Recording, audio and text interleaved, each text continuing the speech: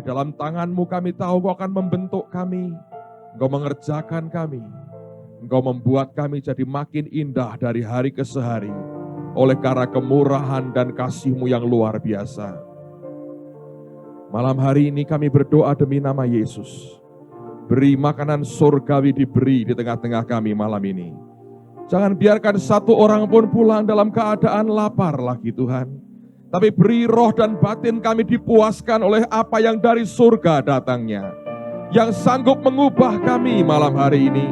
Sanggup membentuk kami malam hari ini. Dan sudah Engkau sediakan yang terbaik bagi setiap anak-anak-Mu. Terima kasih Bapa, sekali lagi hamba minta. Berikan roh hikmat, roh wahyu dan pengertian di tengah-tengah kami. Karena kami tahu hanya dengan ini kami bisa memahami dan mengerti akan isi hati-Mu.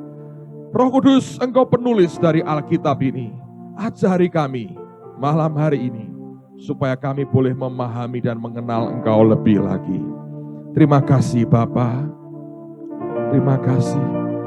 Terima kasih Roh Kudus, terima kasih.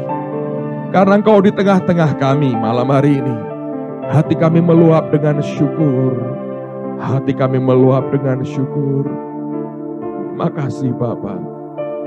Terima kasih Tuhan, terima kasih. Pengurapan-Mu yang baru di tengah-tengah kami. Dan kami terima yang terbaik daripada-Mu malam ini. Di dalam nama Tuhan Yesus. Dan yang berharap dia berkata, Amen. Berikan kemuliaan bagi Dia. Dan sebelum Anda duduk, sebelum saudara duduk, mari praktek firman Tuhan. Katakan sesuatu yang baik kepada teman kanan kirimu. Katakan, bagaimanapun juga engkau luar biasa malam hari ini.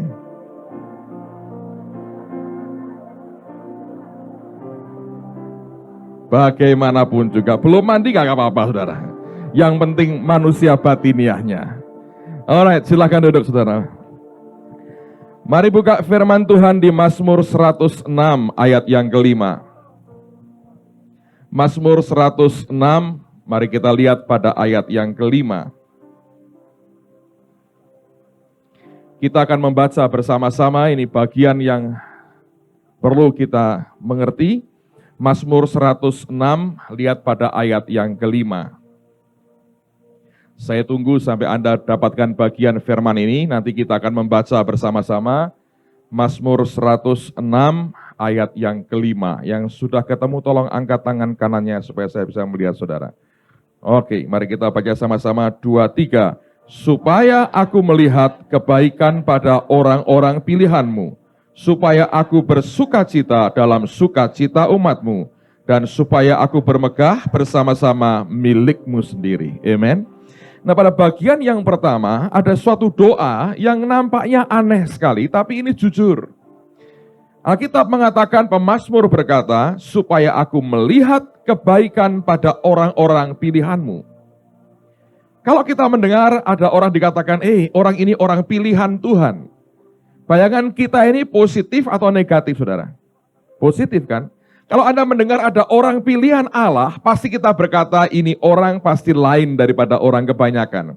Dan saya pribadi percaya itu Allah memilih sesuatu yang luar biasa dan Tuhan tidak pernah salah pilih. Tapi doanya aneh. Dikatakan, supaya aku melihat kebaikan pada orang-orang pilihan-Mu. Artinya seringkali kalau kita melihat orang pilihan Tuhan, mata kita tidak bisa melihat akan kebaikan yang ada padanya. Coba lihat kanan kirimu, saudara. Lihat kanan kiri sebentar. Itu orang-orang pilihan. Bisa nggak lihat kebaikan mereka, saudara? Well, kalau belum pernah ketemu, bisa. Lagi berantem tadi sore, belum bisa, kita berkata. Nah, menurut saya ada dua hal. Mengapa kita tidak bisa melihat kebaikan pada orang-orang pilihan Tuhan? Yang pertama, memang karena kita cenderung melihat yang negatifnya dan tidak bisa melihat akan sisi kebaikannya. Di sini kita perlu minta kepada Tuhan supaya kita belajar melihat akan sisi kebaikan yang Allah berikan pada orang itu. Ingat hari pertama saya katakan, saya ceritakan kepada Anda ketika pemain pingpong Amerika berkunjung ke Cina dan mereka semua kalah dalam pertandingan dengan para pemain Cina. Mereka bertanya kepada pelatihnya, bagaimana mungkin negara ini bisa menghasilkan juara-juara pingpong kelas dunia? Dan pelatihnya berkata, kami melatih berbeda dengan cara Anda orang Amerika melatih. Dan dia berkata, kamu orang Amerika, kalau ada pemain yang forehand-nya kuat dan backhand-nya lemah, kamu yang urusin yang backhand-nya terus. Kamu terus kerjain backhand-nya sampai kamu tidak ngerjain forehand-nya. Nanti akhirnya backhand-nya jadi rata-rata, forehand-nya tidak berkembang apa-apa sekalipun ada potensi yang luar biasa. Jadilah kamu punya pemain yang cuma rata-rata. Nah kami kalau forehand-nya kuat, backhand-nya lemah, backhand-nya didiamin dulu, forehand-nya dikuatin. Lalu pelan-pelan backhand-nya diperbaiki, tapi fokusnya pada kekuatannya. Ingat, Allah tidak pernah membangun dari dasar yang negatif, Allah membangun dari dasar yang positif. Kalau kita melihat, kita bergaul dalam keluarga misalnya ya, dengan siapapun saudara, saya mau beritahu saudara, ada kuasa yang luar biasa dalam kata-kata kita. Kalau kita belajar untuk membangun orang dengan perkataan yang baik, perkataan yang manis, perkataan yang membangun, saudara akan dibuat kagum betapa perkataan itu punya pengaruh daya bangun yang luar biasa. Dan setiap hari Anda bisa dipakai sebagai penyambung lidah Tuhan. Tidak perlu nunggu pengurapan seperti api menjilat akan rambutmu untuk engkau jadi seorang nabi saudara. Tiap hari engkau bisa jadi nabi buat keluargamu, tetanggamu, teman kantormu, dan orang-orang di sekitarmu. Amen. Dengan cara apa? Lihat akan kebaikannya, nyatakan apa yang kau lihat dari kebaikan orang itu. Ada seorang teman saya hamba Tuhan, satu hari dia cerita begini. Dia punya orang yang dia kenal, seorang dokter. Dan dokter ini, dia dengar satu kali dia menolong akan pasiennya. Pasiennya itu miskin dan tidak punya uang untuk berobat, tapi sakit. Datang ke dokter dan dia bicara apa adanya, dokter saya ini tidak punya uang, tapi saya sakit. Dokter ini berkata, mari saya periksa. Ketika diperiksa, diberi suntikan, diberi obat. Dan pasien berkata, dokter saya nggak punya uang. Dokternya berkata, ibu tidak usah bayar. Dia malah keluarkan dari dompetnya, dia beri uang beberapa ribu atau beberapa puluh ribu rupiah. Dan dia berkata, ini buat ibu dan pakai untuk beli obat yang lain. Dan pulang, kalau belum sembuh, minggu depan balik sini, tidak usah bayar katanya. Lalu teman saya ini mendengar, apa yang dia lakukan? Dan dia berkata begini kepada saya bisa membuat dokter ini lebih murah hati lagi. Dengan cara apa? Sederhana. Saya datangin dia, atau saya telepon dia, lalu saya berkata, kamu ini luar biasa. Orang sampai dibuat kagum sekali dan diberkati. Kenapa? Aku dengar kamu tolong seorang ibu miskin. Kamu gratiskan semua obat dan perawatannya. Bahkan kamu beri uang ya. Waduh, luar biasa. Jarang ada dokter kayak kamu. Nah, teman saya berkata, saya jamin seminggu minimal 5-6 orang dia bebaskan berobat di tempat dia. Sebab dia mengerti ada orang yang appreciate apa yang dia kerjakan. Nangkap saudara? Betapa celakanya dan miserable-nya orang yang setiap apapun yang dibuat selalu disalahkan dan tidak dilihat sisi baiknya. Dan di sini kita perlu untuk belajar berdoa. Supaya aku bisa melihat kebaikan pada orang-orang pilihan-Mu Tuhan. Tapi modelnya kayak begitu Pak. Makanya perlu berdoa supaya matamu terselik. Bahwa sejelek-jeleknya dia, Yesus juga mati buat dia. Dan menderita bagi dia, dan bangkit bagi dia. Dan memberikan hak yang sama seperti kita juga. Ada seorang hamba Tuhan yang terkenal di Amerika, namanya Bishop Eddie Long. Ed Cole ceritakan ini. Bishop ini orang kulit hitam ya. Dan dia suka exercise, dia suka bodybuilding sehingga badannya tegap dan bagus sekali katanya. Tapi bishop ini, pendeta ini paling benci kalau suruh buang sampah. Dia berkata dari kecil kerjaanku buang sampah. Setelah gede aku ingin merdeka dari buang sampah. Nah di Amerika kalau Anda ngerti itu sampah itu taruh di bagian belakang ya. Kotaknya gede begitu dengan beberapa macam. Ini yang untuk di recycle, ini yang untuk kaleng, ini yang plastik dipisah-pisah. Jadi begitu buang sampah itu dorong barang gede sebetulnya. Suatu hari istrinya berkata begini, tolong dong itu kamu pindahin tempat sampah, taruh di luar, buangin semua sampah-sampahnya katanya. Dia berkata, waduh ini kerjaan yang paling aku benci. Tapi dia berkata, istriku minta, masa aku berkata, kamu ajalah yang dorong tempat sampah. Kayaknya kok enggak pas gitu ya, perempuan disuruh begitu. Ya sambil berkata, ya sudahlah apa boleh buat. Nah waktu itu dia pakai t-shirt biasa, dan dengan badan yang kekar, kemudian ya sambil hatinya ngomel sedikit berkata, dari kecil buang sampah, dari pendeta gede buang sampah juga, kapan berakhir yang buang sampah? Dia sambil dorong begitu, istrinya keluar. Lihat akan suaminya mendorong dan buang sampah. Dan Anda tahu istrinya berbuat apa? Dia berkata begini, Edi, wow, aku tidak nyangka. Badanmu keren sekali. Lihat waktu kamu ngangkat itu, wow ototnya, dadamu bidang sekali kelihatan waktu ototmu keluar. Luar biasa katanya. Anda tahu tiap hari kerjanya apa? Buang sampah, saudara.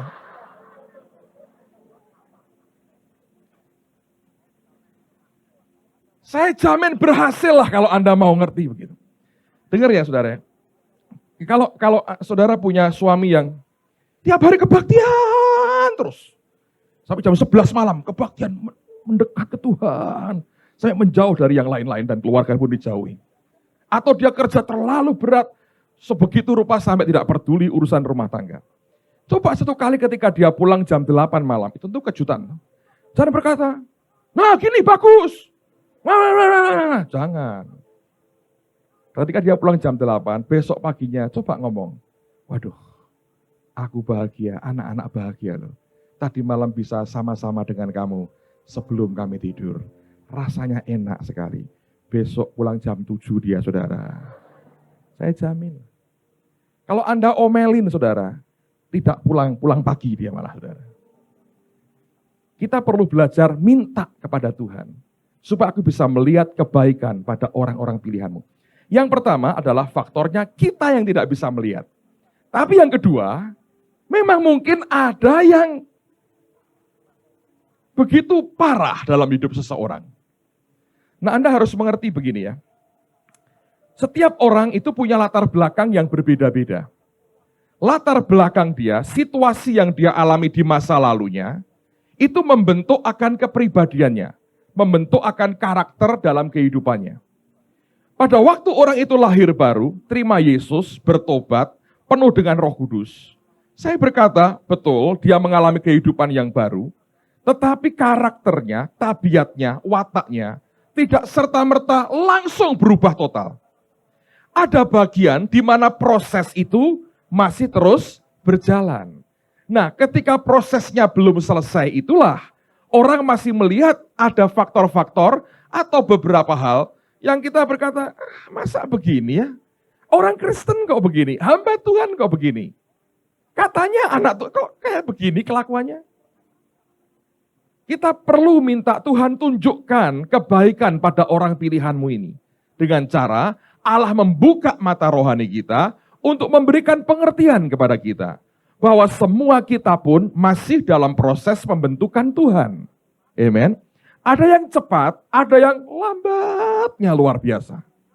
Ada yang gampang hancur karena dia seperti bejana tanah liat. Ada yang sukar hancur karena bejana dari karet. Dibanting 1000 kali, mental tambah tinggi, saudara. Seperti bola karet. Ada yang begitu. Dan masing-masing oleh karena latar belakang yang berbeda-beda.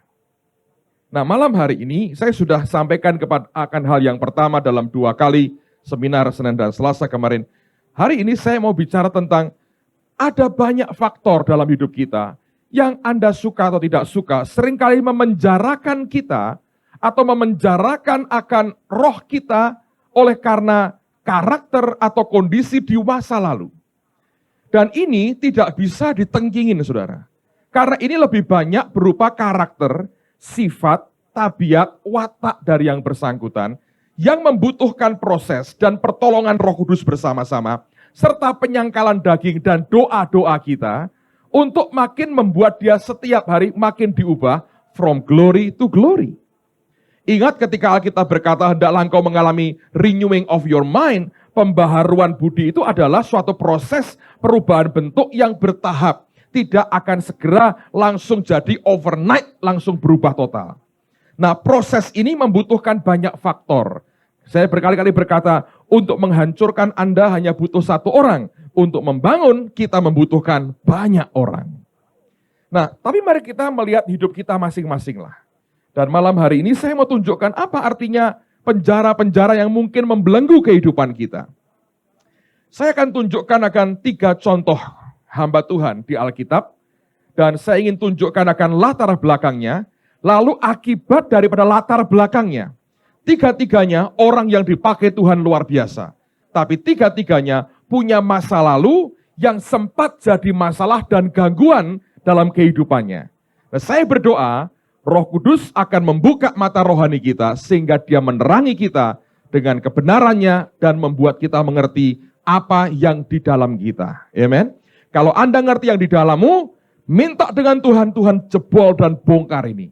Lalu kita nikmati tubuh dan darahnya, dan saya percaya itu berkuasa melepaskan kita malam hari ini. Lalu kita mulai dibawa Allah bergerak dengan cepat, sampai kita jadi seperti yang Tuhan inginkan. Orang yang pertama adalah Rasul Petrus sendiri. Pertama-tama mari kita buka Matius pasal yang ke-28. Matius 28 ayat yang ke-19.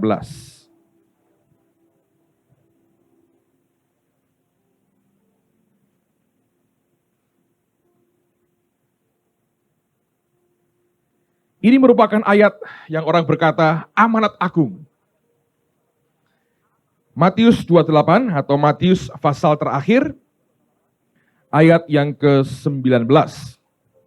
Yesus berkata, karena itu pergilah, jadikanlah semua bangsa muridku dan baptislah mereka dalam nama Bapa dan Anak dan Roh Kudus. Lihat, ini perkataan bukan lewat nabi, bukan lewat malaikat, tapi disampaikan keluar dari hati dan mulut Yesus Kristus sendiri.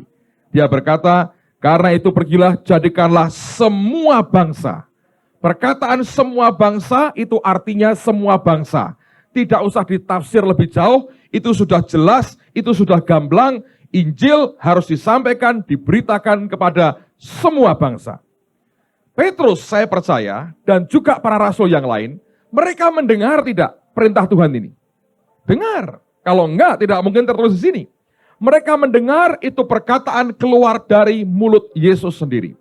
Tetapi saudara sekalian, kenyataannya, untuk mereka bisa sampai kepada bangsa lain, sudah suatu pergumulan yang luar biasa beratnya. Kenapa? Bagaimanapun juga di dalam batin mereka, keyahudian mereka merupakan penjara tersendiri. Lihat sekarang Kisah Rasul pasal yang ke-10. Nah, kalau Anda baca akan pasal ini dari awal, Anda akan menjumpai bagaimana 3 kali dalam penglihatan Tuhan menyuruh Petrus memakan akan binatang-binatang yang haram, yang oleh Taurat dilarang untuk dimakan. Dan dia menolak. Allah berkata, yang aku katakan halal, jangan kamu katakan haram. Tuhan harus berurusan dengan Petrus untuk membongkar keyahudiannya, supaya Injil sampai kepada bangsa lain. Karena setelah dilawat Tuhan pasal 2, sampai dengan akhir pasal 9, belum ada gerakan apapun kepada bangsa lain. Mereka hanya ngurusin orang-orang Yahudi. Nah, pasal 10, Allah mulai mengintervensi, Kornelius diberi penglihatan, malaikat berkata, panggil Simon Petrus. Nah, Petrus ke rumahnya, dengar apa yang dia katakan kepada Kornelius. Betapa beratnya buat dia untuk masuk rumah Kornelius. Lihat pada pasal 10 ayat yang ke-28. Ia berkata kepada mereka, kamu tahu betapa kerasnya larangan bagi seorang Yahudi. Bahasa Inggrisnya adalah unlawful, pelanggaran hukum bagi orang Yahudi untuk bergaul dengan orang-orang yang bukan Yahudi atau masuk ke rumah mereka. Tetapi Allah telah menunjukkan kepadaku bahwa aku tidak boleh menyebut orang najis atau tidak tahir. Nah, perhatikan, dia sudah hidup dalam hukum kasih karunia. Dia terima keselamatan bukan karena Taurat, bukan karena keyahudiannya. Dia terima karena kasih karunia Allah. Dia terima Roh Kudus juga karena kasih karunia Allah. Dia menikmati semua karunia adalah kasih karunia Allah. Tapi ketika akan masuk rumah orang non-Yahudi, dia berkata, unlawful buat kami. Itu suatu pelanggaran hukum. Pertanyaannya, ini hukumnya siapa yang dia pakai? Itu hukum keyahudiannya yang masih melekat memenjarakan dirinya di dalamnya. Lihat, orang sekali berasul Petrus, sekalipun sekali khotbah 3.000 orang bertobat. Kalau dia dalamnya terbelenggu, tetap dia bisa tetap terbelenggu, saudara. Makanya saudara jangan pernah meremehkan apa yang pernah Anda alami di waktu lalu yang belum dibereskan, karena itu bisa membelenggu kita habis-habisan. Di sini kita ngerti kebenaran, di sini kita tidak mampu untuk melakukannya. Dan itu dialami oleh Petrus. Nah, singkat cerita kalau Anda baca, dia bicara, Roh Kudus turun, mereka penuh Roh Kudus, minta dibaptis air. Dia pikir nggak ada salahnya toh. Kan mereka juga terima Roh Kudus seperti mereka juga di Kisah Rasul 2. Dibaptis air. Hal itu terdengar oleh anak-anak Tuhan, rasul lain di Yerusalem. Reaksi mereka apa? Lihat pasal 11, ayat yang pertama sampai keempat, dari Kisah Rasul yang sama. Kisah Rasul 11, ayat pertama sampai 4 dulu. Rasul-rasul dan saudara-saudara di Yudea mendengar bahwa bangsa-bangsa lain juga menerima firman Allah. Ketika Petrus tiba di Yerusalem, orang-orang dari golongan yang bersunat berselisih pendapat dengan dia. Kata mereka, engkau telah masuk ke rumah orang-orang yang tidak bersunat dan makan bersama-sama dengan mereka. Tetapi Petrus menjelaskan segala sesuatu berturut-turut katanya. Anda baca seterusnya. Dijelaskan dengan rinci, lalu lihat pada ayat yang ke-18. Ketika mereka mendengar hal itu, mereka menjadi tenang, lalu memuliakan Allah katanya. Jadi kepada bangsa-bangsa lain juga, Allah mengaruniakan pertobatan yang memimpin kepada apa? Hidup. Sebetulnya dengan pernyataan ini, sudah merdekakah buat Petrus untuk khotbah kepada bangsa lain? Mestinya sudah. Tapi saya akan buktikan malam hari ini, pintu dibuka Tuhan, sudah nikmat dalam kurungannya, dia hanya nongolin kepala sebentar, toleh kanan, toleh kiri, ngapain dia? Masuk lagi, saudara. Bayangin. Anda bilang, Pak, dari mana Bapak ngerti masuk lagi? Buka Galatia pasal 2. Surat Galatia pasal yang kedua. Ayat 7 dan ayat yang ke-8. Ini Paulus yang menyampaikan. Galatia pasal 2 ayat 7 dan ayat yang ke-8. Tetapi sebaliknya setelah mereka melihat bahwa kepadaku telah dipercayakan pemberitaan Injil untuk orang-orang tak bersunat sama seperti kepada Petrus untuk orang-orang apa? Bersunat. Nah, Kornelius orang apa? Tidak bersunat. Tapi Paulus waktu itu berkata, Petrus diberi kepercayaan kepada untuk orang-orang bersunat.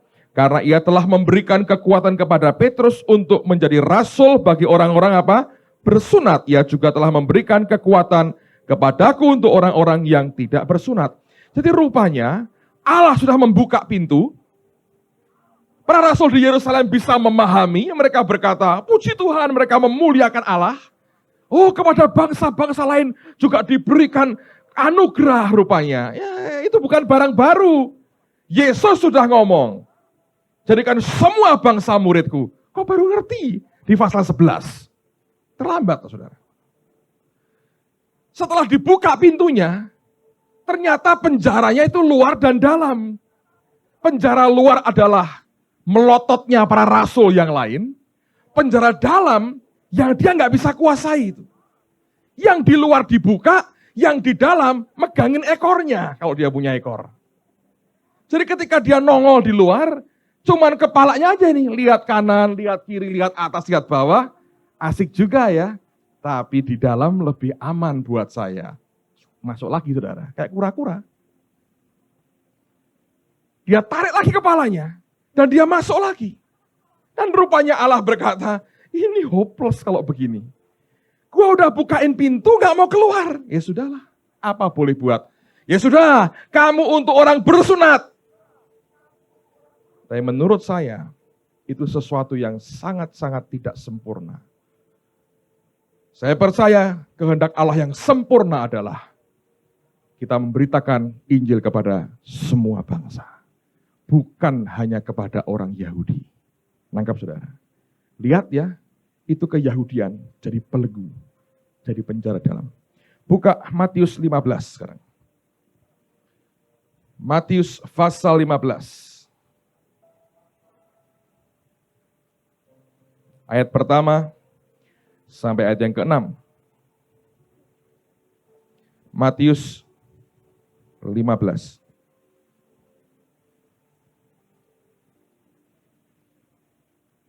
Kemudian datanglah beberapa orang Farisi dan ahli Taurat dari Yerusalem kepada Yesus dan berkata, "Mengapa murid-muridmu melanggar adat istiadat nenek moyang kita? Mereka tidak membasuh tangan sebelum makan." Tapi jawab Yesus kepada mereka, "Mengapa kamu pun melanggar perintah Allah demi adat istiadat nenek moyangmu? Sebab Allah berfirman, hormatilah ayahmu dan ibumu, dan lagi siapa yang mengutuki ayahnya atau ibunya pasti dihukum mati. Tetapi kamu berkata, barang siapa berkata kepada bapa atau kepada ibunya, apa yang ada padaku yang dapat digunakan untuk pemeliharaanmu, sudah digunakan untuk persembahan kepada Allah. Orang itu tidak wajib lagi menghormati bapanya atau ibunya. Dengan demikian firman Allah kamu nyatakan tidak berlaku demi adat istiadatmu sendiri." Bahasa Inggrisnya, kamu katakan firman Allah itu tidak ada efeknya sama sekali karena kamu lebih menekankan kepada adat istiadatmu sendiri. Dan mereka lebih percaya akan apa yang menguntungkan buat mereka. Yahudi itu Tuhannya adalah dirinya sendiri, saudara. Ada 3 orang kumpul toast sama-sama. Orang Inggris, orang Amerika, orang Yahudi. Begitu mereka angkat gelas, tiba-tiba 3 lalat masuk ke gelas mereka. Lalatnya berenang. Orang Inggris berkata, menjijikkan. Buang, minta baru. Orang Amerika, karena lagi berat ekonominya sekarang, dia ambil, dibuang lalatnya, masih bisa diminum kok. Orang Yahudi, diambil lalatnya, dia berkata, kamu minum minumanku, dia peras.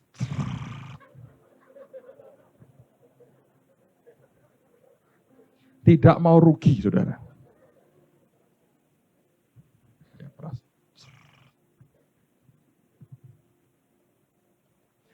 Tuhan berkata, kamu membuat firman Tuhan itu tidak ada efeknya buat hidupmu. Oleh karena adat istiadatmu. Nah, adat itu apa sih? Kebiasaan yang berlangsung lama, akhirnya seperti diterima sebagai bagian yang tak terpisahkan dari kehidupan yang bersangkutan. Nah, setiap kita punya masa lalu, sebagian menguntungkan, cukup banyak yang tidak menguntungkan. Yang kalau Anda diterangi Roh Kudus malam hari ini, Anda akan lihat belenggu-belenggu tertentu di dalam kehidupan saudara. Engkau sebetulnya ngerti Tuhan suruh ke kanan, belenggu begitu kuat, engkau tidak berdaya. Enggak bisa Tuhan. Allah berkata, pasti bisa. Tidak bisa. Dan engkau ngotot tidak bisa, karena engkau dibelenggu di dalam. Dan seringkali orang yang terbelenggu itu akhirnya menyerah dengan belenggu di dalam dirinya. Ganti daripada dia mengikuti apa yang Tuhan perintahkan dalam hidupnya. Nah, kalau terjadi konflik semacam ini terus, saudara, itu yang memberikan tekanan hebat dalam kehidupan kita. Coba buka di 2 Korintus pasal yang ke-5. 2 Korintus pasal yang ke-5.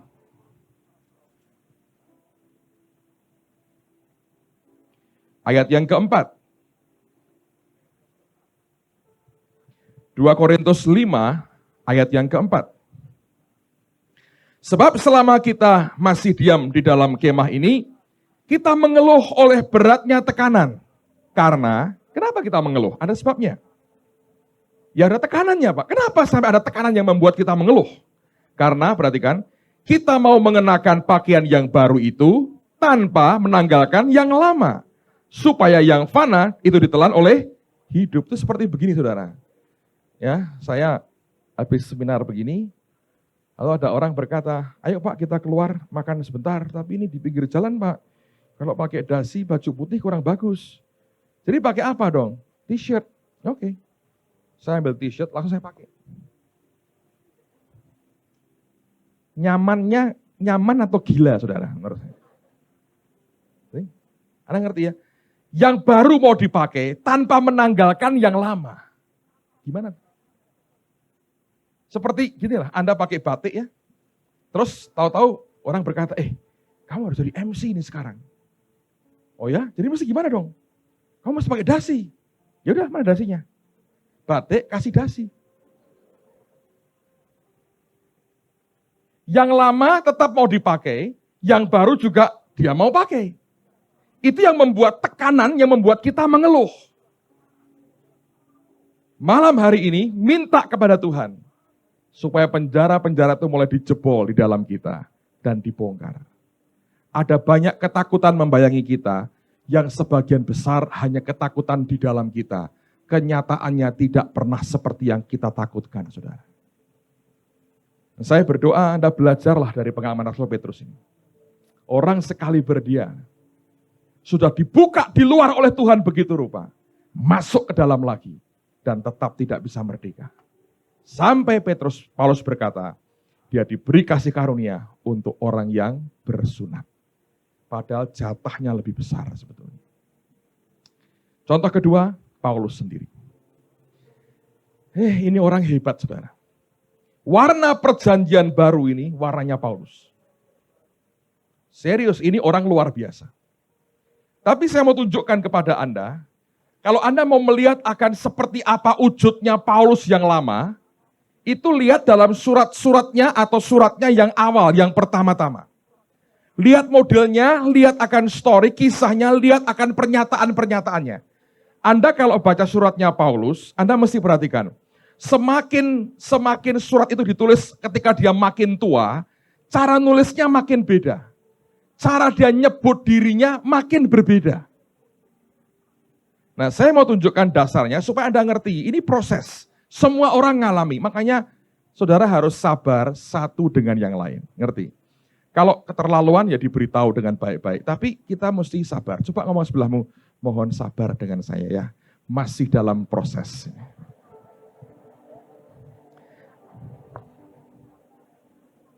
Loh enak toh kalau Anda berantem selesai loh malam ini saudara. Saya kasih caranya. Kalau orang marah-marah Anda sabar ya, masih dalam proses. Under construction. Sorry for the inconvenience. Kisah Rasul 26 ayat yang kelima.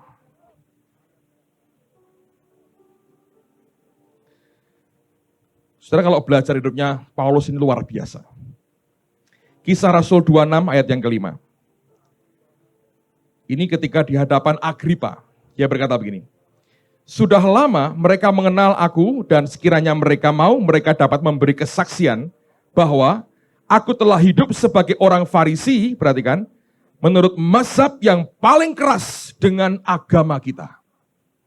Di bagian lain dia berkata, aku diajar dengan teliti oleh Gamaliel, one of the best teacher, rabi di Israel waktu itu, Gamaliel. Suaranya didengar orang lain. Dan Paulus ini diyakini adalah murid yang paling brilian. Dia umur baru 30 something saudara, sudah jadi pemimpin atas pembunuhan Stefanus. Anda lihat orang-orang yang meletakkan jubahnya di kakinya Paulus, itu menunjukkan dia pemimpinnya tuh. Umur 30-an sudah bunuh orang dengan cool sekali. Demi Tuhan. Bayangin. Ini orang saudara, dia berkata, mazhab paling keras. Saya mencoba mempelajari sebetulnya. Ini mazhab ini gimana sih sebetulnya? Saya belum bisa menemukan keseluruhan clue-nya seperti apa. Tapi rupanya Talmud Yahudi itu nulis ada berapa ya? 6 atau 7 macam Farisi. Dan itu bentuknya macam-macam. Contohnya begini saudara. Ada Farisi yang disebut sebagai the bleeding Pharisee. Berdarah. Anda tahu, dia memang suka berdarah. Kenapa berdarah? Dipukulin sendiri mukanya. Dibenturin ke tembok sendiri. Bukan dihajar orang, saudara. Ini dibenturkan mukanya ke tembok, dipukulin sampai luka. Anda tahu kenapa mereka menyiksa diri saya berdarah? Gara-gara jalan, lihat perempuan, gitu ya. Lihat perempuan. Perempuan buat mereka itu sumber bencana dan dosa. Tapi istrinya perempuan juga. Kalau Anda ke Israel hari ini, orang-orang yang ortodoks, Anda tahu banyak perempuan Yahudi lewat, terus pakai tutup kepala. Itu dibotain tuh kepalanya saudara. Mau jadi istri orang ortodoks?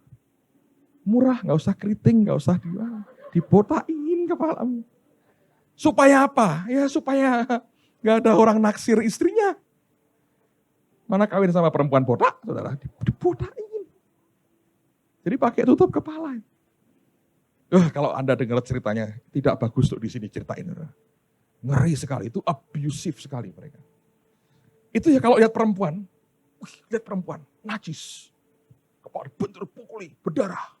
Nah orang tahu, oh dia sedang menguduskan dirinya, habis lihat perempuan. Bayangin tuh. Kalau kepalanya dibuat berdarah, apalagi kepala orang lain, saudara. Ada lagi jenis Farisi yang suka pamer. Ya, dia selalu teriak-teriak, kudus, kudus, aku kudus. Artinya, jangan sentuh aku, kudus, kudus. Kudus, teriak-teriak begitu, saudara. Ada. Anda pelajarilah.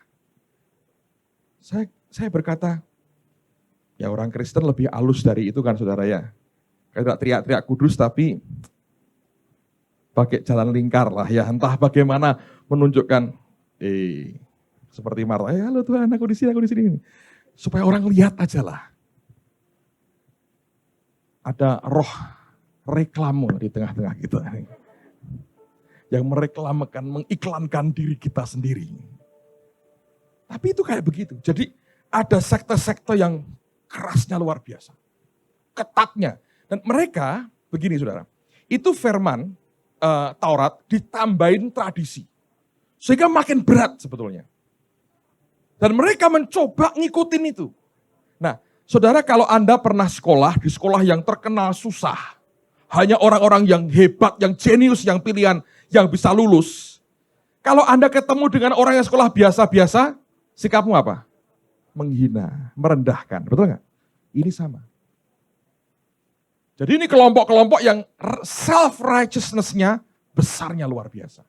Dia buat berbagai aturan yang memberatkan dia, lalu dia berhasil mengikuti kelihatannya, right? Lalu dia anggap yang lain, kalau itu sih Yahudi, pinggiran. Itu ya, kalau mereka punya brotherhood sendiri. Punya ikatan persaudaraan sendiri. Kalau ada dari mereka yang kawin sama orang di luar kelompok itu, bisa dianggap najis. Ada yang sampai begini, kalau suaminya pergi, istri di rumah sendirian, barang yang disentuh istrinya, dengan cara dia berdiri dan jalan nyentuh di sana, najis. Yang enggak najis kalau sambil duduk nyentuh barang sekitarnya. Bayangin, itu penjara atau surga saya mau tanya. Ada yang mau kawin sama orang gitu saudara?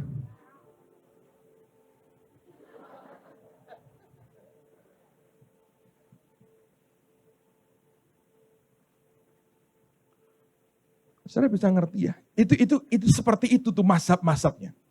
Nah Paulus berkata, aku ini dididik dalam mazhab yang paling keras. Didikan seperti itu, yang keras, yang tidak ada mercy, tidak ada belas kasihan. Suka tidak suka, membentuk kepribadiannya. Self-righteousness-nya besar, anggap rendah orang lain, dengan gampang aniaya orang, oleh karena keyakinannya. Dan mau tidak mau, itu masih terbawa. Tidak bisa kadang-kadang setahun, 2 tahun hilang loh saudara. Perlu kemurahan Tuhan itu. Untuk orang tunduk kepada kehendak Allah, diproses bertahun-tahun untuk mengalami perubahan demi perubahan. Bagian demi bagian berubah itu luar biasa. Makanya saya mau beritahu, kalau ada satu orang saja bisa berkata kepada Anda, wah kamu sekarang lain sekali. Gimana? Rasanya kemuliaan Tuhan dalam lebih. Wah itu orang, aduh tiap hari, haleluya. Dia berkata, berubah juga ya aku ini. Kalau ada orang berkata, kamu kok kayak Yesus ya kemarin hari ini besok, terus kayak begitu. Frustrasinya luar biasa. Ngerti saudara? Dan Tuhan mau kita membangun orang lain dengan perkataan kita. Bukan muji-muji kosong, lain saudara. Tapi mesti Anda lihat kebaikannya. Coba itu perkatakan kepada yang bersangkutan. Mereka pasti akan terbangun dengan luar biasa. Nah sekarang kembali kepada Paulus. Ketika dia bertobat, wataknya, tabiatnya, karakternya, itu nggak bisa langsung hilang. Tuhan harus mulai kerjakan dia, dan perlu proses untuk membangun akan hidupnya dan mengubah hidupnya. Nah, kalau Anda mau mengerti, Pak, sampai di mana pengaruhnya pada ministrinya?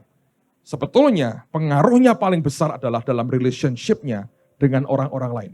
Cara dia melihat orang lain, cara dia menilai orang lain, itu persis bekas-bekas Farisinya masih ada. Tapi kalau Anda lihat sekian tahun kemudian, dan Paulus tidak terlalu lama prosesnya, sekian tahun kemudian nanti kita lihat dia berubah luar biasa. Coba buka dulu Galatia pasal yang kedua. Saya mau tunjukkan kepada Anda apa yang dilewati oleh Paulus. Jadi kalau Paulus pun mengalami, Anda jangan frustrasi. Semua kita pasti akan berubah. Amen. Coba suami ngomong pada istrinya, jangan khawatir mah, aku pasti berubah. Kan sudah berubah 2 hari juga sudah berubah. Ngomong baik-baik. Istri juga ngomong pada suami, jangan terlalu frustrasi ya Pak. Doa puasamu tambah 3 hari lagi pasti berubah. Alright, nah surat Galatia sebelum saya bacakan buat Anda harus mengerti, ini surat paling awal yang ditulis Paulus. Dari semua suratnya Rasul Paulus, ini surat paling awal yang Paulus tulis. Di awal pelayanannya. Kalau Anda baca, dia dengan gamblang berkata bahwa Injil yang dia terima itu bukan dari manusia. Lihat pasal pertama dulu ya. Pasal pertama ayat 11. Sebab aku menegaskan kepadamu, saudara-saudaraku, bahwa Injil yang kuberitakan itu bukanlah Injil manusia. Karena aku bukan menerimanya dari manusia dan bukan manusia yang mengajarkannya kepadaku, tapi aku menerimanya oleh penyataan Yesus Kristus. Ini benar enggak? Benar, saudara. Tapi kalau Anda terima bukan dari manusia, kecenderungan ekstrimnya adalah Anda tidak butuh manusia. Dan itu salah. Ngerti ya? Hanya keluar dari hati yang congkak, dia bisa berkata, aku gak butuh manusia. Terusin lagi. Sebab kamu telah mendengar tentang hidupku dahulu dalam agama Yahudi, tanpa batas aku menganiaya jemaat Allah dan berusaha membinasakannya. Dan seterusnya. Nah sekarang lihat pasal 2. Ini yang terjadi. Perhatikan saudara. Kemudian setelah lewat 14 tahun, aku pergi pula ke Yerusalem dengan Barnabas dan Titus pun kubawa juga. Aku pergi berdasarkan suatu apa? Penyataan. Jadi itu bukan maunya dia. Saya bacakan dulu ya, ntar saya jelaskan kepada Anda. Tadi siang Pak Haryanto bacain Amplified Bible, kalau Anda punya di rumah Anda cek, itu lebih gamblang sekali. Dikatakan, dan kepada mereka ku bentangkan Injil yang kuberitakan di antara bangsa-bangsa bukan Yahudi dalam percakapan tersendiri kepada mereka yang terpandang. Supaya, ini tujuannya, jangan dengan percuma aku berusaha atau telah berusaha. Nah ini saya mau jelasin begini saudara. Paulus sebetulnya nggak pengen ke Yerusalem. Dia ngerti ada rasul-rasul di Yerusalem yang pernah bergaul dengan Yesus sebagai manusia. Tapi dia berkata, aku terima Injil ini kan bukan dari mereka. Langsung dari Yesus. Jadi aku nggak perlu mereka sebetulnya. Tapi Tuhan berkata, Paulus, kamu datengin mereka. Bagaimanapun itu lebih senior dari kamu. Datengin. Nah karena perintah itu, dia pergi ke Yerusalem. Ngerti? Bukan karena sadar berkata, ya aku perlu yang lain. Bukan. Tuhan tanda petik paksa dia. Kalau nggak digituin nggak pergi ke Yerusalem dia. Dia pergi. Untuk apa? Dan dia berkata begini, supaya kerjaanku nggak sia-sia. Karena kalau mereka nggak dengar langsung dari aku, nanti di Amplify dijelaskan, mereka mendiskreditkan aku. Sehingga yang sudah aku kerjakan dan rencanaku kemudian akan sia-sia, berantakan semua. Jadi supaya mereka nggak ganggu aku dan rencanaku ke depan, gua datengin dah. Ngerti saudara? Datang bukan kerendahan hati, bukan. Ya Tuhan suruh, ya sudahlah aku datang. Supaya apa? Kerjaanku, pelayananku, rencanaku, hari depanku tidak mereka ganggu. Jangan berkata ini orang sempurna loh. Alkitab itu telanjang dengan kita. Dibuka segala sesuatunya. Dia tunjukkan supaya kita belajar. Ngerti saudara? Sebab banyak orang berkata begini.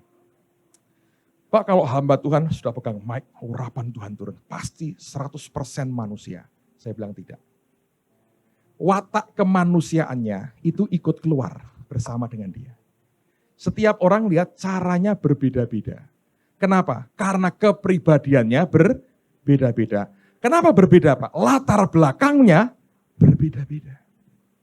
Orang didikannya keras kayak Paulus, keluarnya awal-awalnya keras seperti itu. Apakah ini mencerminkan Yesus yang sebenarnya? Tidak juga. Kok dipakai Tuhan, Pak? Ya memang itulah kasih karunia Allah. Justru kita harus belajar.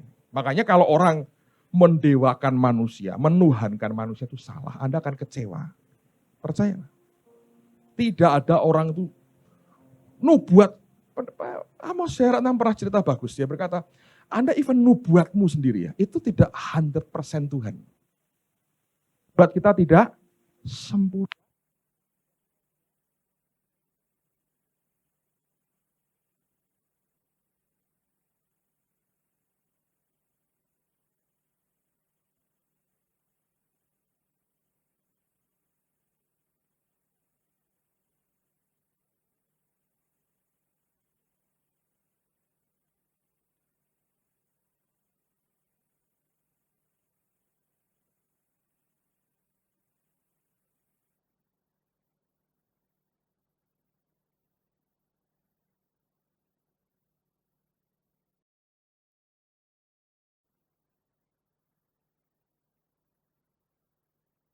Nyampur manusia enggak? Nyampur sekali. Nah, Paulus ini ngalami, saudara. Datang ke Yerusalem, dia ngomong sendiri loh. Datang dia bukan karena aku mau tunduk sama mereka. Tuhan sih yang nyuruh aku. Coba Tuhan nggak nyuruh aku. Nggak perlu aku. Oke? Datang ke sana, tujuannya apa? Untuk kepentingannya sendiri.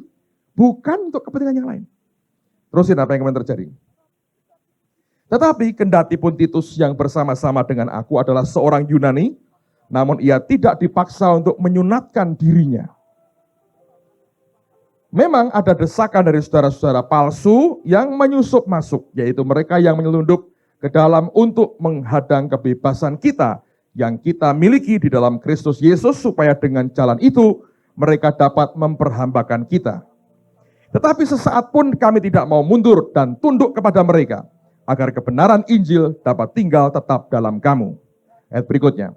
Dan mengenai mereka yang dianggap terpandang itu, bagaimana kedudukan mereka yang dahulu itu tidak penting bagiku, sebab Allah tidak memandang muka. Bagaimanapun juga mereka yang terpandang itu tidak memaksakan sesuatu yang lain kepadaku. Nah, dalam terjemahan lain, saudara, ini omongannya sangat tidak bagus. Ini hanya ekspresi kesombongan. The Message menerjemahkan begini. As for those who were considered important in the church, dan mereka yang dianggap sebagai orang penting dalam gereja, the reputation doesn't concern me. Reputasi mereka tidak gua pikirin. Gitu ya kira-kira ya. Itu reputasi mereka. Aku tidak urusan dengan reputasi mereka. God isn't impressed with mere appearance, and neither am I. Allah tidak terkesan dengan penampilan. Nah, Allah nggak terkesan, aku juga tidak terkesan. Ya kan, betul saudara. Tapi kalau hatimu itu karena engkau merasa lebih dari orang lain, itu jadi nggak baik. Terus saya berkata begini. And of course, dan tentu saja, these leaders, para pemimpin ini, were able to add nothing to the message I had been preaching. Dan tentu saja para pemimpin ini nggak bisa nambahin apa-apa dari khotbahku. Udah komplit, paling bagus. Mereka kan nggak ngerti yang aku ngerti. Ya benar juga sih. Pewahyuannya luar biasa. Tapi waktu disampaikan mereka nggak bisa nambahin apa-apa. Anda ngerti sikap hatinya? Itu kan Farisi. Jadi bau kefarisiannya perlu waktu untuk dibongkar oleh Tuhan. Sebab kefarisian yang sama yang pernah membelenggu dia bertahun-tahun sampai dia rela membunuh orang demi yang dia pegang. Nah, butuh waktu, proses Allah bentuk dia luar biasa. Makanya Paulus itu bentukannya hebat, saudara. Tuhan gak hanya pakai omongan tuh, pakai batu. Pakai batu, pakai badai, pakai ular.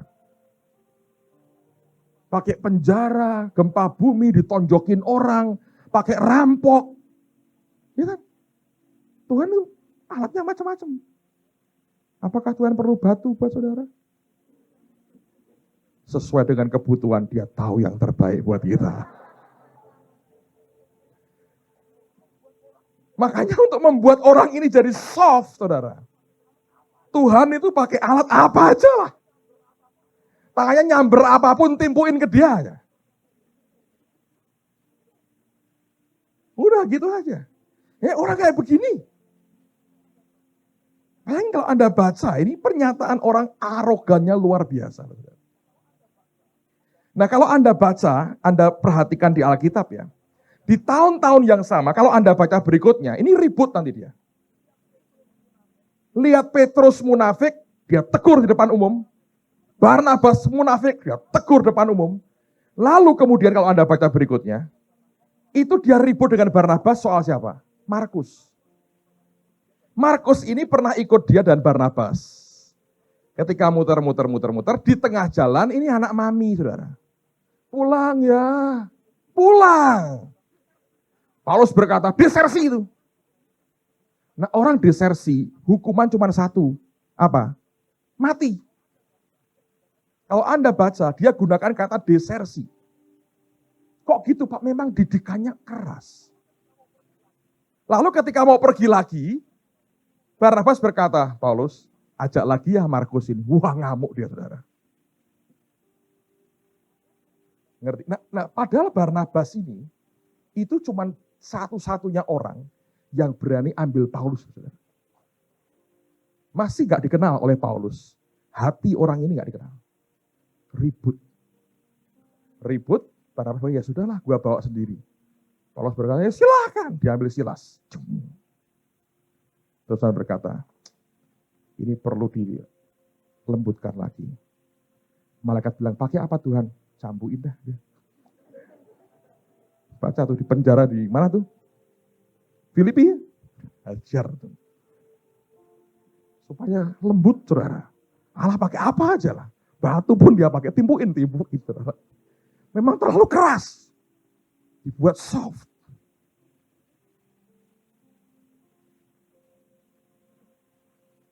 Tuhan bisa pakai apa saja. Dan akhirnya kalau Anda baca pada akhir-akhirnya, Markus inilah penulis Injil Markus. Nanti kelak Paulus berkata, kirim Markus bagiku. Pelayanannya itu penting bagiku. Belakangan dia ngomong gitu. Saudara. Setelah diproses Tuhan, sadar. Iya, nggak begitu caranya. Rupanya manjur juga. Dimaki orang, timpuk batu, pukulin dihajar, masukin penjara, kirimin perampok, kirimin badai, terapung-apung tidak makan berhari-hari, gigit ular sekalian. Iblisnya gemes, kok nggak ancur-ancur dia, gigit sendiri saudara. Nggak mati juga. Dan berkata, bagus, terus. Biar soft. Musa butuh 40 tahun. Dari pembunuh berdarah dingin jadi orang yang paling lembut hatinya. Ya pakai banyak hal. Jadi terus gendong saudara. Anda mau kerja sama Roh Kudus, tidak perlu batu dan bom. Kalau Anda perlu, Tuhan juga punya persediaannya. Sodom Gomora dia bisa bakar habis, saudara. Watchman ini berkata begini, Allah lebih peduli karaktermu daripada pelayananmu, saudara. Saya percaya, saya aminkan itu.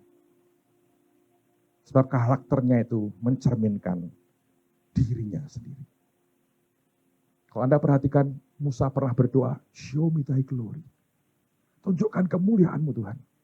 Anda tahu ketika Allah lewat, punggungnya kelihatan ditutup. Dia muncul dan dia deklarasikan apa sudah. Allah itu penyayang, pengasih. Yang dia sebutin apa? Karakternya Tuhan.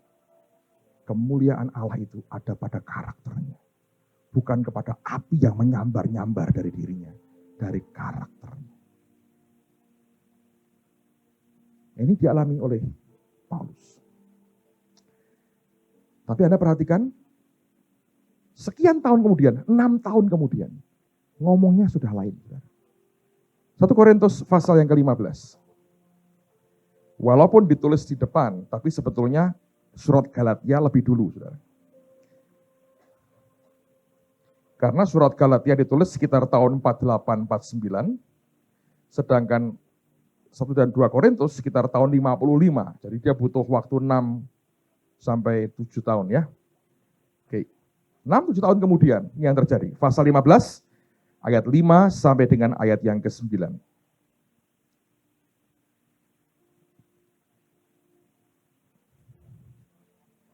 Ketika dia bicara soal kebangkitan Kristus, dia berkata begini, bahwa ia telah menampakkan diri kepada Kefas, itu Petrus, dan kemudian kepada ke-12 muridnya, dia mulai berikan recognition, pengakuan, mereka juga rasul yang luar biasa.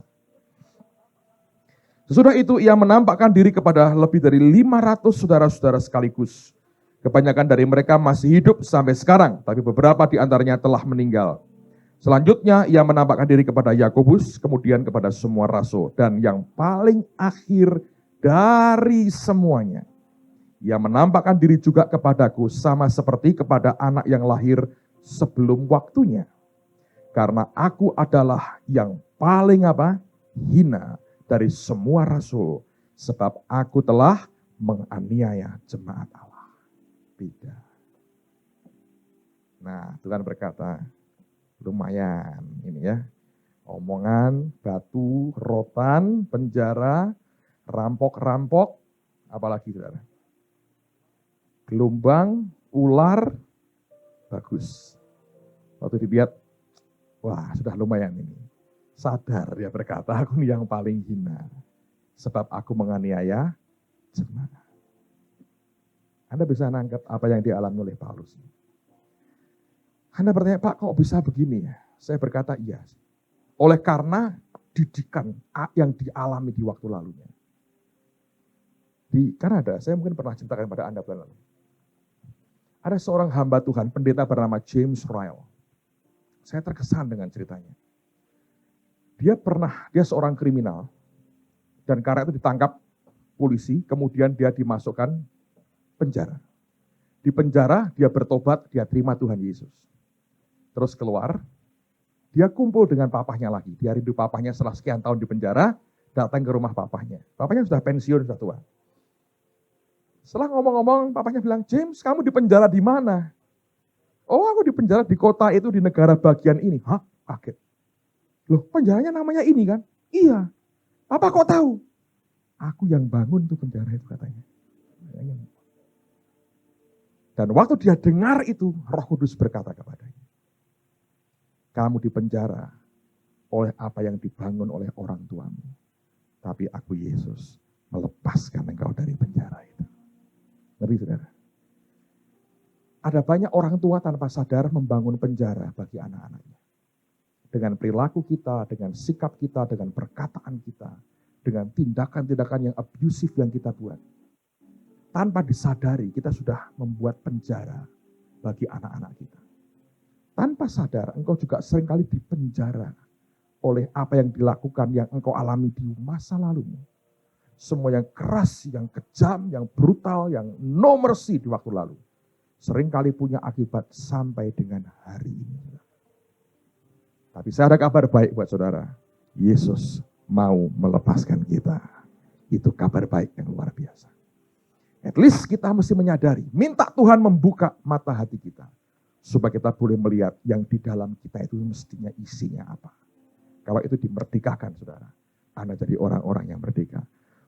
Paulus yang sebegitu keras, dia bisa mengalami pembentukan perubahan hidup yang luar biasa. Yang terakhir adalah Nabi Yeremia. Ini dua perjanjian baru, sekarang saya berikan perjanjian lama. Ini ada cerita yang menarik sekali. Pak Yusak sempat cerita ini, sharing-sharing pada waktu itu. Nah, saya mau bagi buat saudara karena ini hal bagus sekali. Lihat Yeremia pasal 24, ayat pertama sampai dengan ayat yang ke-10.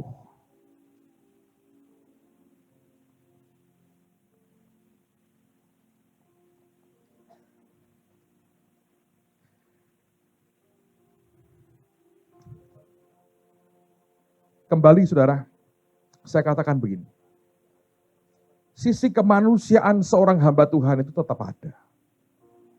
Dia boleh diurapi seperti apapun, sisi manusianya tetap ada. Anda harus tidak boleh lupakan itu. Sehingga kalau Anda bersikap semua yang dikatakannya adalah perkataan Tuhan, I don't think so. Saya juga hamba Tuhan, saya ngerti banyak pergulatan yang seringkali itu terjadi pada waktu kita akan mengambil keputusan. Jadi kita perlu satu dengan yang lain. Amen. Anda jangan merasa bahwa ini sempurna. Saya bilang bohong. Dari siang saya cerita pengalaman yang saya alami. Kadang karena begini, ada banyak orang yang tidak lihat firman itu secara utuh. Dan masing-masing punya konsep sendiri. Sehingga tanpa disadari, dia lebih memanfaatkan Tuhan daripada dipakai Tuhan. Nah, saya mau ingatkan ini karena Anda mesti hati-hati. Satu hari saya punya 2 pengalaman. Dua-duanya orang yang saya kenal. Dua-duanya merasa dapat firman bahwa mereka itu nabi. Nabi.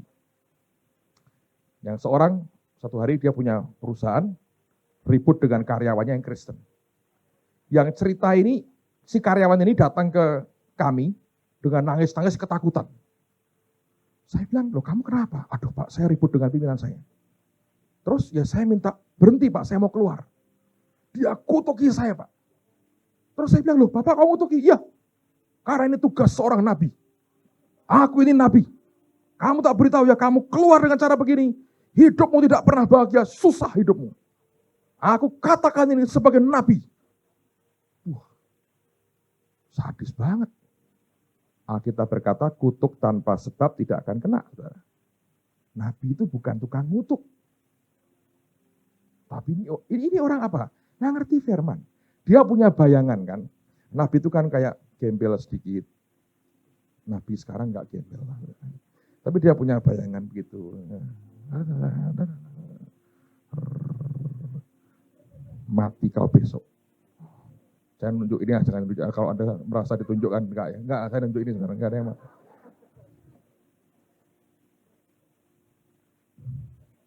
Saya tidak mau membuat orang ketakutan. Orang berpikir bahwa itu yang dia sampaikan. Dia nubuat ini, nubuat itu. Dia sampaikan ini. Ya, saya berkata, kenapa kamu takut? Kalau kamu merasa itu, kamu kan anak Tuhan.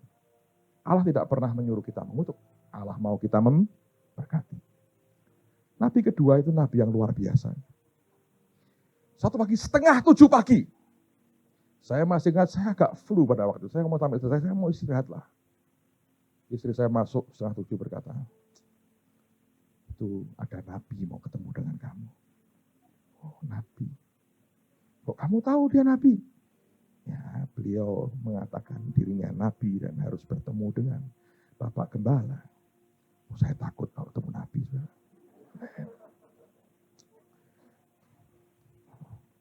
Nabi. Ya sudahlah. Saya ganti pakaian. Saya keluar. Dia, saya kenal dia. Saya jabat tangannya. Saya bilang, silakan duduk. Saya bilang, gimana apa yang bisa saya bantu? Dalam hati saya bahasa roh terus saudara. Ini apa? Ngeri loh saudara. Kalau orang dengar nabi itu, aduh, saya ngeri sekali.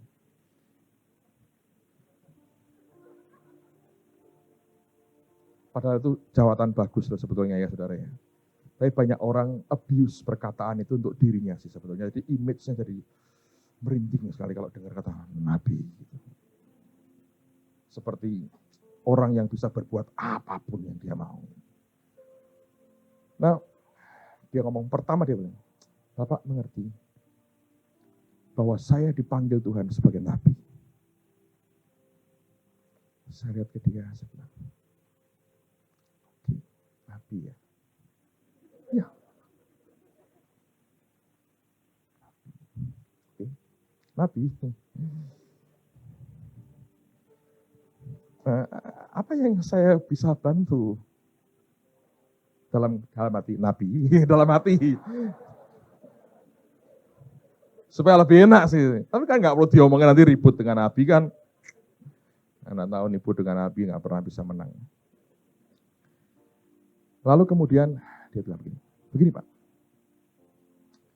saya ada bisnis ini. Oh, Nabi punya bisnis.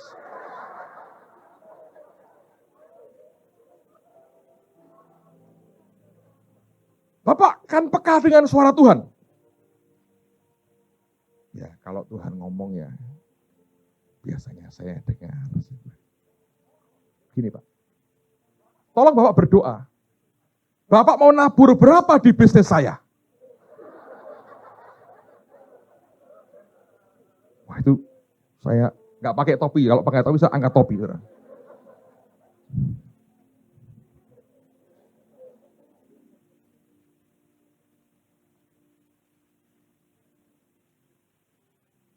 Kalau Anda dengar gitu, saya agak gemetar sedikit, saudara. Ini kan akhir zaman, saudara. Jadi,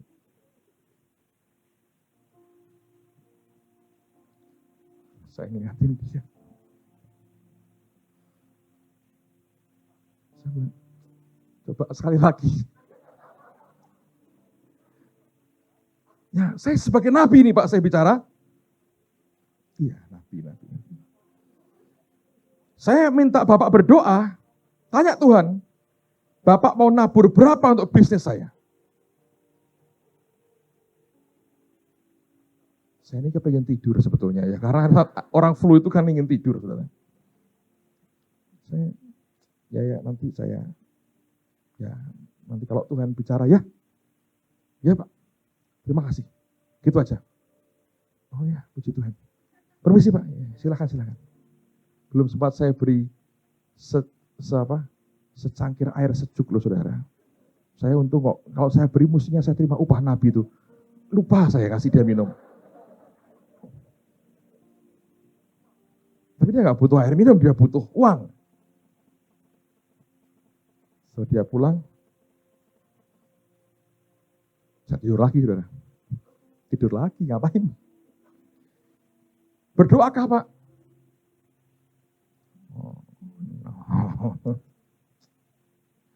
Saya sedih aja. Seandainya dia tahu apa yang dia katakan, tentu tidak begitu. Memang yang lucu tuh Nabi kok sampai sekarang sudah kira-kira setengah tahun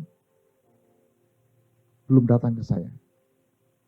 Mungkin dia sadar Tuhan tidak bicara apa-apa atau dia sadar kesalahannya saya.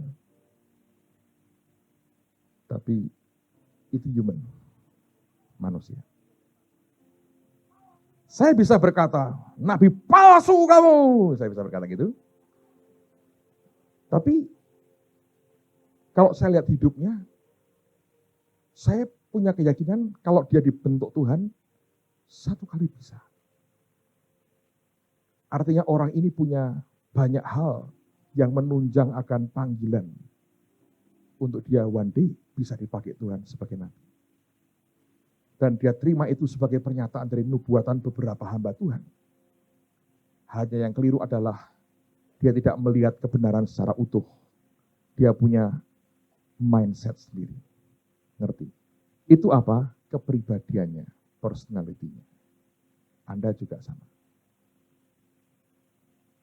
Dan ini yang saya katakan, saudara bisa menggunakan nama Tuhan untuk kepentinganmu sendiri. Tapi mari kita belajar jujur. Masa lalu kita itu bisa memenjarakan kita. Tapi saya mau berdoa, Tuhan beri kemerdekaan buat kita malam ini. Amen. Nah, sekarang lihat Yeremia ini lebih aneh. Nabi ini juga aneh. Ayat pertama. Lihatlah Tuhan memperlihatkan kepadaku dua keranjang buah ara berdiri di hadapan bait Tuhan. Pasal 24 ya. Hal itu terjadi sesudah Nebukadnezar Raja Babel mengangkut ke dalam pembuangan Yekonya bin Yoyakim Raja Yehuda beserta para pemuka Yehuda, tukang dan pandai besi dari Yerusalem dan membawa mereka ke Babel. Keranjang yang satu berisi buah ara yang sangat baik seperti buah ara bungaran. Tapi keranjang yang lain berisi buah ara yang jelek, yang tidak dapat dimakan karena jeleknya. Lalu berfirmanlah Tuhan kepadaku, apakah yang kau lihat, hai Yeremia? Maka jawabku, buah ara. Buah ara yang baik itu sangat baik, dan buah ara yang jelek, yang tidak dapat dimakan karena jeleknya. Kemudian datanglah firman Tuhan kepadaku, bunyinya, beginilah firman Tuhan Allah Israel. Sama seperti buah ara yang baik ini, demikianlah aku akan memperhatikan untuk kebaikannya orang-orang Yehuda yang kubawa dari tempat ini ke dalam pembuangan, dari orang-orang Kasdim. Maka aku akan mengarahkan mataku kepada mereka untuk kebaikan mereka, dan aku akan membawa mereka kembali ke negeri ini. Aku akan membangun mereka, bukan meruntuhkannya. Aku akan menanam, bukan mencabutnya. Aku akan memberi mereka suatu hati untuk mengenal aku, yaitu bahwa akulah Tuhan. Mereka akan jadi umatku dan aku ini akan menjadi Allah mereka, sebab mereka akan bertobat kepadaku dengan segenap hatinya. Tetapi seperti buah ara yang jelek itu yang tidak dapat dimakan karena jeleknya, sungguh beginilah firman Tuhan, demikianlah aku akan memperlakukan Sedekia, Raja Yehuda beserta para pemukanya, dan sisa-sisa penduduk Yerusalem yang masih tinggal di negeri ini, dan orang-orang yang menetap di negeri Mesir. Aku akan membuat mereka menjadi kengerian bagi segala kerajaan di bumi, menjadi aib dan perumpamaan, menjadi sindiran dan kutuk di segala tempat di mana aku mencerai-beraikan mereka. Dan aku akan mengirim perang, kelaparan, dan penyakit sampar ke antara mereka, sampai mereka habis dilenyapkan dari atas tanah yang telah kuberikan kepada mereka dan kepada nenek moyang mereka. Yeremia diberi penglihatan. Buah ara baik, buah ara yang sangat jelek. Yang baik justru yang dibuang ke Babel. Yang tidak baik yang tinggal di Yerusalem. Dia ngerti nggak saudara? Ngerti toh? Sebab dia yang diberitahu Tuhan. Nah, lalu tiba pada pasal 39. Saudara, mari kita lihat Yeremia pasal 39. Kalau Anda baca judulnya, Jatuhnya Kota Yerusalem. Lihat sekarang ayat 11 dan ayat yang ke-12. Mengenai Yeremia, Nebukadnezar Raja Babel telah memberi perintah dengan perantaraan Nebuzaradan, kepala pasukan pengawal bunyinya, bawalah dan perhatikanlah dia, janganlah apa-apakan dia, melainkan haruslah kau lakukan kepadanya sesuai dengan permintaannya kepadamu. Luar biasa. Raja kafir bisa menghargai nabi. Makanya saya berkata, kenabian itu sebetulnya jawatan yang luar biasa. Cuman banyak orang menggunakan itu untuk kepentingannya sendiri dan hidup dalam kepicikan sehingga merusak akan kebaikan Tuhan yang luar biasa. Nah, biasa, setan mencoba untuk merusak apa yang baik dari Tuhan.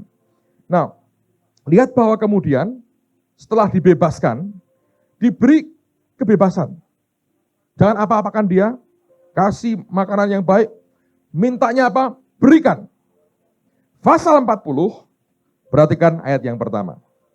Firman yang datang daripada Tuhan kepada Yeremia sesudah ia dilepaskan dari Rama oleh Nebuzaradan, kepala pasukan pengawal yang telah menyuruh untuk mengambilnya terbelenggu pada tangannya di tengah-tengah semua orang buangan dari Yerusalem dan Yehuda yang hendak diangkut ke dalam pembuangan ke Babel. Kepala pasukan pengawal itu telah mengambil Yeremia dan berkata kepadanya, perhatikan ini, Tuhan Allahmu telah mengancamkan malapetaka ini atas tempat ini, dan ia telah melaksanakannya. Tuhan telah melakukan apa yang diancamkannya oleh karena kamu telah berdosa kepada Tuhan dan tidak mendengarkan suaranya, sehingga terjadilah hal ini kepada kamu. Maka sekarang lihatlah, aku melepaskan engkau pada hari ini dari belenggu yang ada pada tanganmu itu. Jika engkau suka untuk ikut pergi denganku ke Babel, marilah. Aku akan memperhatikan engkau. Tapi jika engkau tidak suka untuk ikut pergi dengan aku ke Babel, janganlah pergi. Lihat, seluruh negeri ini terbuka untuk engkau. Engkau boleh pergi kemana saja engkau pandang baik dan benar. Engkau boleh kembali kepada Gedalia bin Ahikam bin Safan, yang telah diangkat oleh Raja Babel atas kota-kota Yehuda, dan tinggallah bersama-sama dia di tengah-tengah rakyat, atau kemana saja engkau pandang benar, pergilah ke situ. Lalu kepala pasukan pengawal itu memberikan kepadanya bekal makanan dan suatu hadiah, kemudian melepas dia pergi. Jadi, perhatikan, pergilah Yeremia kepada Gedalia bin Ahikam di Mispa, dan diam bersama-sama dengan dia di tengah-tengah rakyat yang masih tinggal di negeri itu. Dia pilih kelompok buah yang baik atau yang jelek? Kok bisa? Pak, ini kan amanatnya Tuhan. Jangan sok jadi pahlawan sebetulnya. Menurut saya, ikatan batinnya dengan Yerusalem yang tidak bisa diputus. Kan bagus, Pak. Dia ngerti sebetulnya yang baik yang dibuang ke Babel. Kelak mereka kembali. Nehemia, Esra, yang di Babel yang bangun tembok dan bangun kembali bait Allah. Anda baca terus hidupnya, makanya Yeremia itu kerjanya nangis, meratap, susah terus hidupnya. Puluhan tahun nubuat kagak ada yang bertobat, saudara. Choice yang dia buat salah. Kalau Anda baca, nanti orang-orang ini kan datang ke Yeremia. Coba dong tanya Tuhan, dia suruh kita apa? Karena mereka berpikir begini, setelah beberapa pembunuhan, mereka bilang kita mau ke Mesir aja. Lalu Tuhan ngomong apa dong? Coba tanyain Tuhan. Didoain oleh Yeremia, berapa hari? 10 hari. Sembayang, Tuhan ini gimana dong Tuhan? Boleh nggak ke Mesir? Boleh nggak? Mereka berkata, ntar Tuhan ngomong apa saja, kami akan lakukan. Jadi mereka berdoa, mereka berdoa, mereka berdoa, mereka berdoa. Yeremia mendoakan dengan sungguh-sungguh 10 hari. Allah berkata, jangan ke Mesir. Tinggal di sini, nanti aku berkati engkau, aku pulihkan engkau. Hebat loh. Sudah bahannya itu busuk, saudara. Allah berkata, nggak apa-apa lah, gua jus, nggak apa-apa lah. Dimakan kagak bisa, di jus kagak kelihatan lah. Pokoknya entar gua beresin lah. Tinggal di sini, jangan ke Mesir.